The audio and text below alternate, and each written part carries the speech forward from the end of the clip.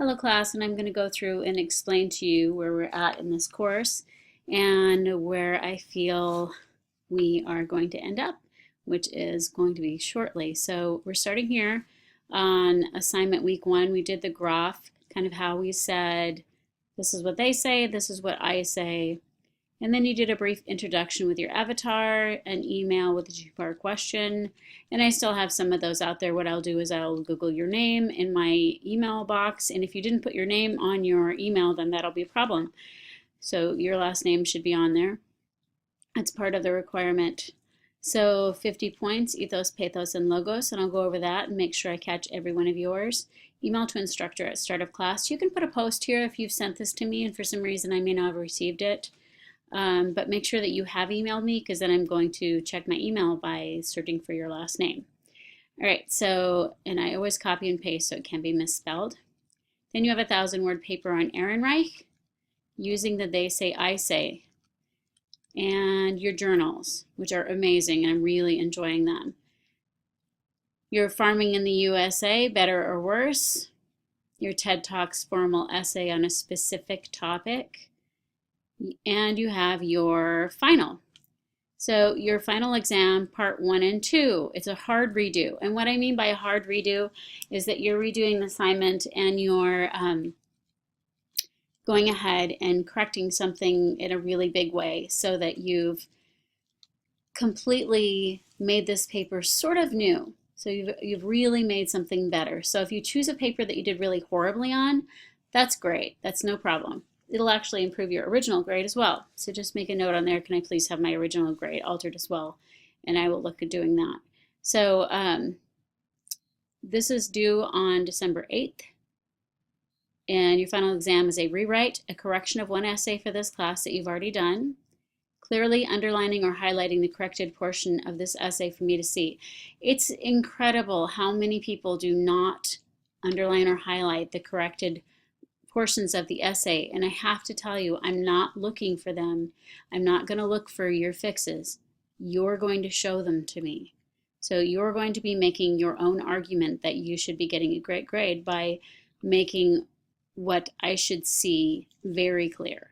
So add 2 graphic images. Make sure you don't add tiny ones. I always think like a 3 by 5 is kind of a minimum for an image, because if you think about the text, you want to be able to have the text be readable and the image there. This is a good example of how the image should look in your document. You have one image, and then you have figure 1, and you're explaining what it is. And then it has figure 2, wherever you decide to put that, not probably right next to each other, that wouldn't be correct. But wherever you decide to put that, it'll say figure 2, and then you'll explain what that figure is doing. And then at the end of your paper, you will have your citation. So figure 1, figure 2, in the text box says where they're from. Don't give any web address within the body of your essays at all. Be sure and use good graphic design. Remember the old adage, make them laugh, make them cry. So if you make your audience feel anything, that's just a great choice for you as a writer. So make them laugh, make them cry. Emotional appeals to feelings often evoke values that the audience is assumed to hold. Logical appeals make us feel you've done your research. Ethical appeals make us feel you're an authority to be trusted. So APA correct in-text citations should be in parentheses, P period space 1, closed in parentheses. The spaces are as important as the period, as not putting a G ever. Just a P period space and the number. If it's a paragraph number, because it does not have a page number, meaning it's a website, etc., you do PARA period space 2 or whatever paragraph number it is. So always use the author's name and year of publication throughout the use of their ideas. All of these will count equally, but do not number your paragraphs. Use the style from this guideline.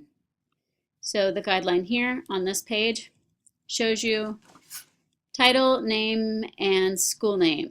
This is what you've had since the very beginning of this class, is this APA correct paper. So you have part of your title up here as a running head, abstract here. You have your abstract on your essay here.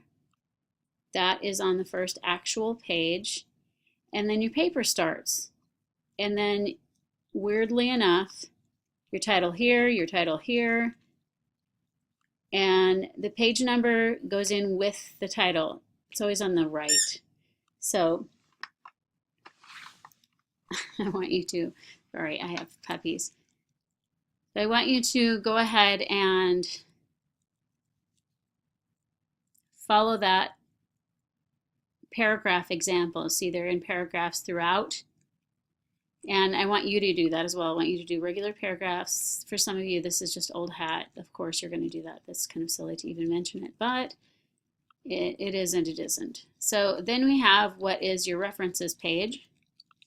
And your references page looks, sorry, puppies are running off with my USB cords. So we have the references page has a centered heading and an alphabetical last name, first initials, last name, first initials, last name, first initials. If it's a publication, meaning it's a magazine, sometimes there is a date in addition to the year, but here it's a book, so it's just a year. And this is exactly the way it works. If there's a volume and an issue number, it would go like this. Just depends on which it is. So let's say I got it from online. So I got it from online. It's 1993. It was here. It was in Psychological Review. Wait, that's a journal. So that was a print one. So the online one was here. So the Psych US UCSB.edu research CEP primer. So this is a website. So since it's a website, we still know who did it. We still know when they did it. And we're going to have the website URL here. So don't have the URL in your actual paper. You can have it on your references page on the last page. All right, so use that example. And then, so part of this is an audio-visual explanation of what you've done for another 50 points. See that assignment for details. Yes, so part of it's going to be an audio-visual, and that assignment is here. So I'm going to go ahead and show you that assignment and move me out of the way. Okay, so the audio-visual of your correction revision is going to be a simple explanation of what you did to change your paper. And I want you to explain your topic to your classmates as well as how you changed your paper and why. So go ahead and watch this explanation on how to complete the assignment using Screencast-O-Matic. I'm using Screencast-O-Matic. So it has a recording button. It's very easy. It is free. You can sign up for it. You don't have to pay any money. And you can also use Keynote. So I'm going to post some more instructions on how to use Keynote. Your audience is college students in your class and your instructor. Use as many official terms and explanations of what we've learned in this class as possible to explain both your essay, the topics, claims, the thesis, your rhetorical devices, how you've changed the essay, added images, etc. Anything you can write about, talk about with research, anything you've done for this topic. So explain that to your class. And what are you shooting for as far as a time limit? 5 minutes.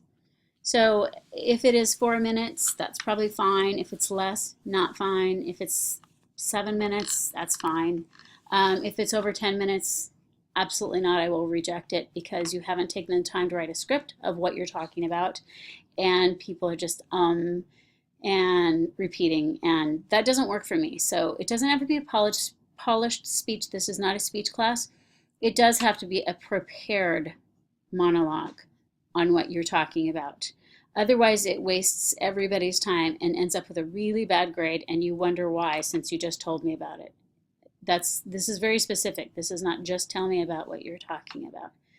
This is follow these and make sure you check them off, that you do them very clearly. All right, so as far as Screencast-O-Matic goes, what I've done here is I've given you a YouTube video. Welcome to Screencast-O-Matic.com. To get started, click the Start Recording button. So that's how easy it is. You don't have to sign up. It's fast. It's free. To go to the screen recorder page. So this goes to the screen recorder. If it's your first time, you may be prompted to download our screen recorder. The screen recorder launcher is really easy. It just downloads to your computer, and I have it on mine. I use it. Instructors university-wide use this, and students use it university-wide, and UAA actually has a license for this program. So this is not just a random app. This is a verified, vetted app. Launcher to use the recorder from your browser. You can also click this link to install the recorder as a standalone application on your Windows or Mac PC, so you can run it outside the browser. After you get set up with the recorder launcher, then you can refresh the page to launch the recorder. Okay, so it's going to walk you through each of these. And what you're going to see when you, I'm going to move this picture of me around. What you're going to see is you're going to see an image of yourself, because you're going to have your computer okayed to do audio and visual. So you want that little square image of you. I do it in I think it's a quarter or a half screen. So everything's in the bottom left corner when I do it, and so I can just move all my information over there, and I can manage the picture of me more easily. So the picture of me is always wherever I want to put it. So that's how I go about doing that. And then there's going to be a video recording and an image. So don't sweat the image, but please do me a favor. If you can see how much light is on me right now, I'm making sure the light is hitting my face. Make sure the light is hitting your face. It's just great when you can see the person. When you're in a shadow, I mean, you can imagine.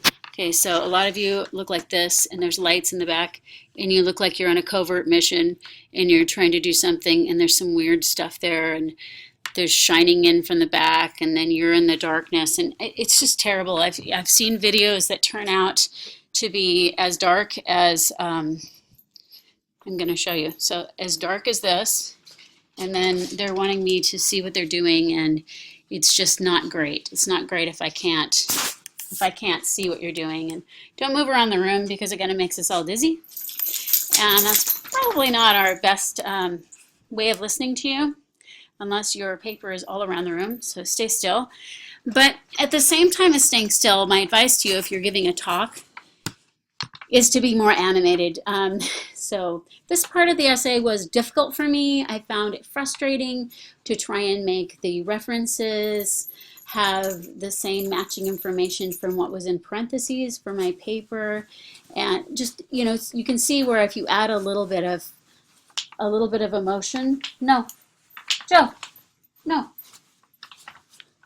You can see where you add a little bit of emotion, then it adds a little bit of interest for your viewer. So the other thing that you can do, other than Screencast-O-Matic, is that you can use Keynote. So Keynote is another recording program that is very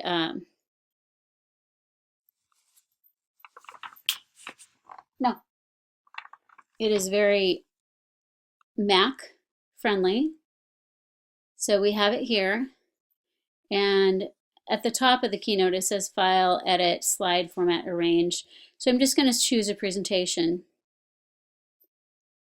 This is just my presentation, and at the top it says File, Edit, Insert, Slide, or Format, Arrange, View, Play.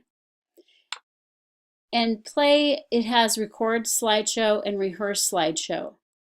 I like to do the Rehearse Slideshow and then do the Record Slideshow. So if I'm going to record a slideshow, it's going to start, and then you can see that I'm showing the slides that I've already created. And it's not going to have a video of me, but it's going to have an audio. So I'm going to record it all the way throughout. And then when I'm done, I will click stop. So here I'm starting. So here I'm starting to record. Okay, I'm going to record throughout, and then I'm going to make sure that it's recording. So I'm going to stop it. Then I'm going to play it.